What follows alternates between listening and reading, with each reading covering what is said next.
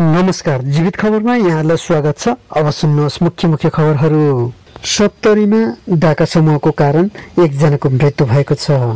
मधेस सरकारको नीति तथा कार्यक्रम आज प्रस्तुति हुँदै जंगलमा राखिएको काठ कुहिँदै संसारका सबैभन्दा शक्तिशाली र सबैभन्दा धनी व्यक्ति बीच कटुता अनि सामाजिक सञ्जालतर्फ बाजाबाज हुन्छ। रामेछापमा फौजी किराको प्रकोप।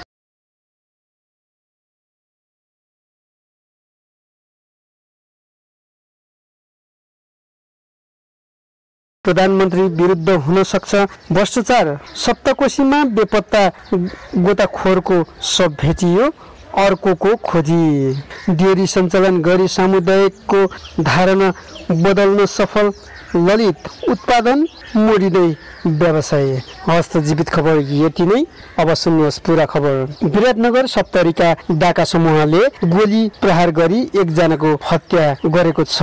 एकजना घाइते भएका छन्। सप्तरी सुरुङका नगरपालिका 8 मलवानका भुरन चौधरीका 50 वर्षीय छोरा कान्तालाल चौधरीको गोली प्रहारबाट हत्या भएको सप्तरी प्रहरी प्रमुख ढकेन्द्र खतिवाडाले बताए। उनका अनुसार कान्तालालका भाइ रामकान्ता घाइते भएका छन्।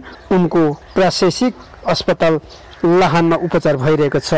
त्यसैगरी जनकपुर मधेस प्रदेश सरकारले आज मधेस प्रदेश सभामा आगामी वर्षको नीति तथा कार्यक्रम प्रस्तुत गर्दैछ। प्रदेश सभामा प्रदेश प्रमुख सुमित्रा भण्डारीले नीति तथा कार्यक्रम प्रस्तुत गर्नुहुनेछ। कृषिलाई प्राथमिकता राखेर नीति तथा कार्यक्रम प्रस्तुत गरिने मधेस नीति कार्यक्रम उपाध्यक्ष सोहन प्रसाद शाहले राससलाई जानकारी दिनुभयो। नीति तथा कार्यक्रम विशेषतः शिक्षा, स्वास्थ्य, कृषि र रोजगारीलाई प्राथमिकता गरिएको उहाँले बताउनु भएको छ। कञ्चनपुर शुक्ला फाँट नगरपालिका 10 झलारीका ललित हमालले 2 दशक अघि साइकलमा दुध बेच्न सुरु गर्दा उहाँले निर्णयलाई हल्कासँग लिएका थिए। दुध बेचेर पनि कमाइ हुन्छ र भनेर अनेक तर्क गरियो। त्यस समयले प्रमाणित गरिदियो साँचो लगनशील र मेहनतले कहिले धोका दिँदैन।